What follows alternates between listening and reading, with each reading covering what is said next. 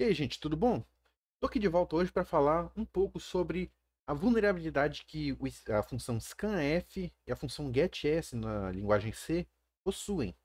Eu vou mostrar para vocês uma das maneiras de você se aproveitar dessa vulnerabilidade. Vocês vão ver como que a vulnerabilidade funciona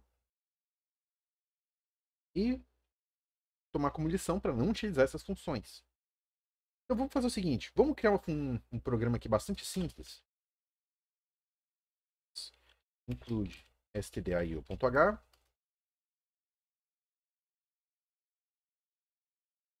Eu vou criar isso aqui. Eu criei uma pasta aqui chamada vulnerabilidade, né? Isso aqui vai ser vuln.c.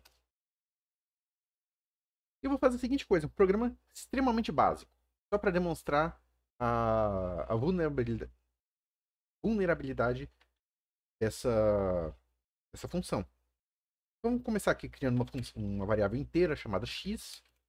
Vou colocar um valor aqui, não sei, 12. Vou criar também uma variável de texto, uma string, então char, vou chamar de nome. Vou colocar que tem 10 caracteres. Vou colocar aqui, ó, printf, digite seu nome. Não quero ativar o Windows agora. Digite seu nome. E agora eu vou pedir o nome do usuário. Então, vou passar aqui, ó, scanf. Eu quero uma string. E o resultado disso eu quero guardar na variável nome. O programa mais normal do mundo, certo? Agora eu vou fazer a seguinte coisa. Se x for igual a 12, vou fazer a seguinte coisa. Printf, bem-vindo.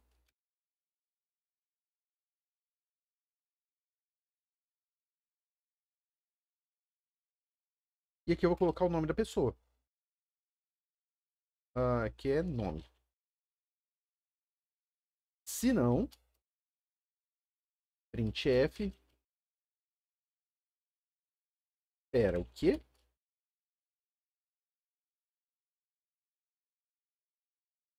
E esse é o programa.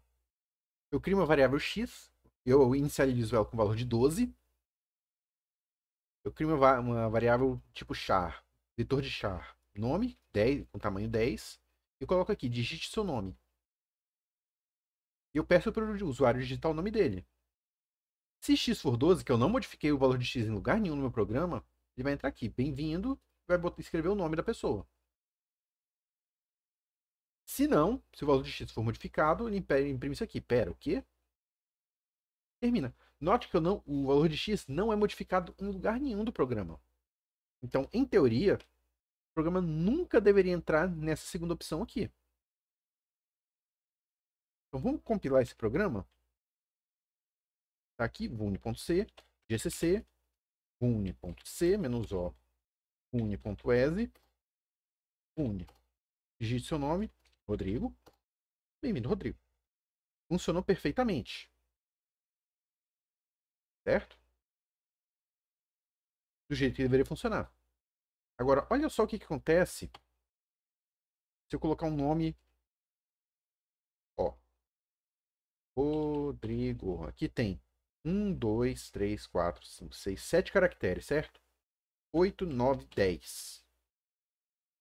A gente precisa lembrar que quando eu coloco 10 caracteres aqui, tem que ter um espaço reservado para o final da string, que é um /0, que é um caractere nulo, indicando o final da string. Então, se eu colocar 10 caracteres igual eu coloquei aqui, ele não vai caber nesse char nome aqui. Eu coloquei esses 10 caracteres aqui e não sobrou espaço para o /0 aqui. Então, o que vai acontecer? Pera, o quê? Ele entrou aqui, ó. Para ele ter entrado aqui, significa que o valor da variável x foi mudado de 12. Pera, então o que aconteceu aqui? Se vocês entenderam, se vocês assistiram a primeira aula sobre introdução à memória de um computador, está postado no canal aqui, vocês já vão ter entendido o que aconteceu aqui. Mas vamos verificar passo a passo o que está acontecendo. Olha só. Vou colocar aqui um printf x igual ao valor de x. Vou botar uma arroba aqui. E aqui eu vou pedir para ele imprimir o endereço da variável x na memória. Então aqui vai entrar x e o endereço da variável x.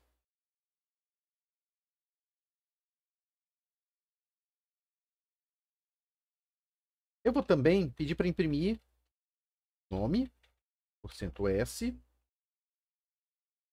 uma string aqui. E no caso, quando você passa aqui nome, ele vai imprimir o conteúdo, no primeiro coisa aqui, porque você passou que é uma string, então ele vai pegar o conteúdo da variável nome, vai imprimir.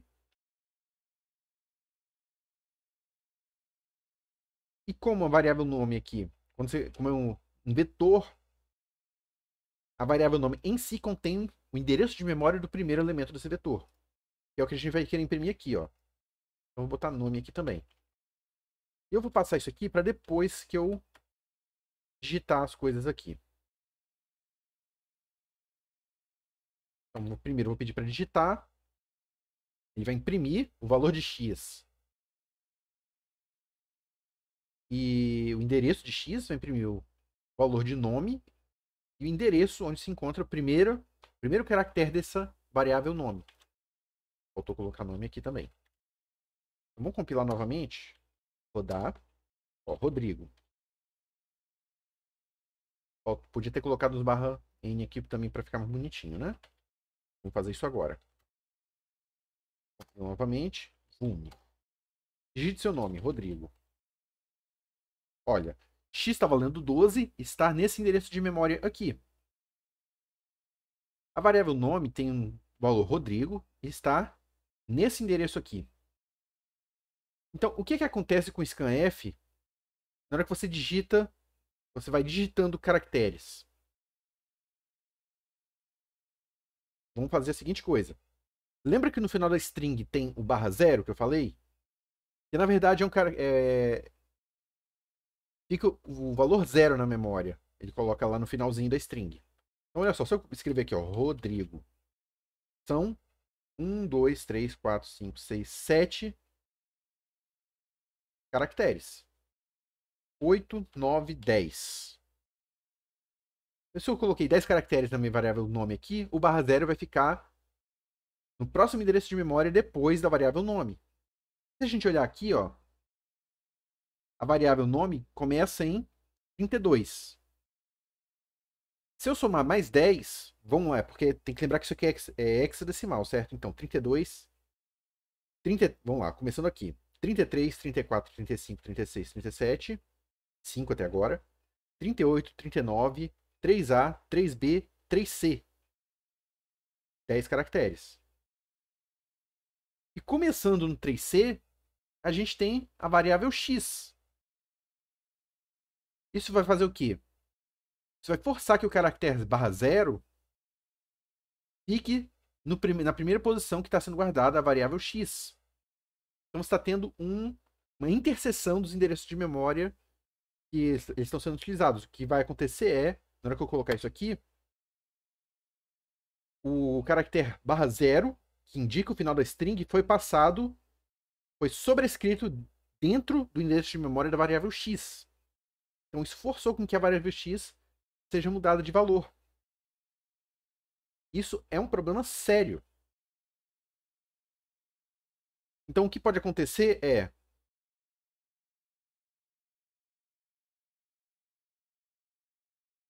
quando você pede entrada de dados do seu usuário, e se ele colocar mais dados do que a sua variável comporta, o que vai acontecer no final das contas é que os dados extras vão começar a sobrescrever outras variáveis do seu programa. A gente pode até vir aqui, ó.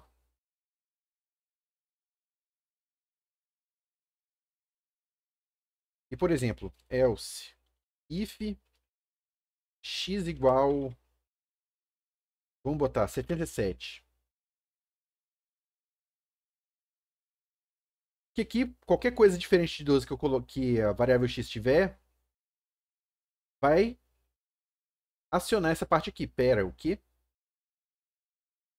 Fazendo isso aqui que eu coloquei agora, isso só vai ser acionado se x for igual a 77. Então, se eu vier aqui, une novamente, Rodrigo 1, 2, 3. Então, novamente, o barra 0 foi colocado dentro da variável x. A gente vê que mudou aqui, ó, x agora está 0. Mas ele imprimiu ainda. Rodrigo, 3 pontos. Só que ainda assim você consegue modificar esse valor da variável x aqui, fazendo o quê? Forçando ainda mais a variável.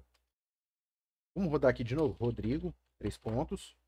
E vamos colocar aqui M maiúsculo. Eu sei da aula passada de introdução à memória de computadores, eu lembro que o número a letra M maiúsculo está representado na tabela ASCII pelo valor 77. Então por isso que eu coloquei esse M maiúsculo aqui e o número 77 aqui, que eu já sabia que ia dar.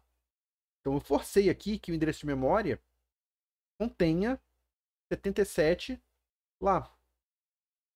Então eu não só vou sobrescrever na memória, mas o seu usuário final consegue dizer o que aquela memória vai ter, o que as suas variáveis vão conter. Então ele consegue controlar seu programa quase que completamente. Isso é um tipo de ataque chamado de Buffer Overflow. Deixa eu escrever aqui, ó, Buffer Overflow. E é um problema seríssimo para aplicativos que funcionam até hoje. Vários aplicativos que você pode ter no seu sistema operacional agora podem ter esse tipo de vulnerabilidade.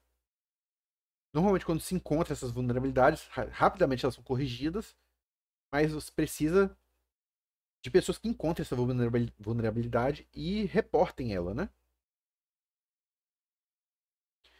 E isso que eu mostrei para vocês aqui é bem básico, como eu posso dizer, um exemplo bem básico de buffer overflow. Você pode pesquisar mais se vocês quiserem, se tiverem interesse, não sei. Existem coisas mais profundas que você pode fazer com esse buffer overflow, que no final das contas pode levar ao chamado RCE, Remote Execution. Deixa eu escrever aqui, ó, RCE, Remote Code Execution. Basicamente permite que um usuário remoto consiga invadir sua máquina utilizando esse tipo de vulnerabilidade e executar qualquer código que ele queira. Então, esse tipo de vulnerabilidade pode levar a uma execução remota de código e permite que outra pessoa invada sua máquina e controle ela. Então, isso é um problema extremamente sério e por isso vocês não devem utilizar ou scanf ou a função getS. A função getS simplesmente pega o que o usuário digitar e joga direto na variável nome sem qualquer formatação. Então, evitem utilizar getS ou scanf.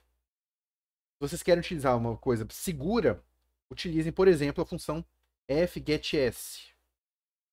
Vocês vão passar o nome da variável que vai conter a entrada. Vocês vão passar o tamanho que ele vai pegar. Então aqui, ó, passando 10 caracteres. 9, né? Tem que conter o barra 0. Então tem que ter esse cuidado também. E você tem que indicar também qual é o fluxo de entrada. No caso aqui, o padrão, std_in. Só para verificar que isso resolve o problema de fato, vamos rodar novamente o vune.exe. Rodrigo. Eu vou colocar aqui, ó, 1, 2, 3. Tá vendo? Ele já não modifica mais a variável x. Eu posso colocar o que eu quiser aqui. Rodrigo 1, 2, 3, M. Igual eu usei antes aqui, ó. A variável x continua segura porque, nota, ele pegou só a quantidade de caracteres necessária que você indicou aqui. Tudo bem, gente? Então isso aqui fica como demonstração da vulnerabilidade da função scanf. Você deve evitar de utilizar em software profissional.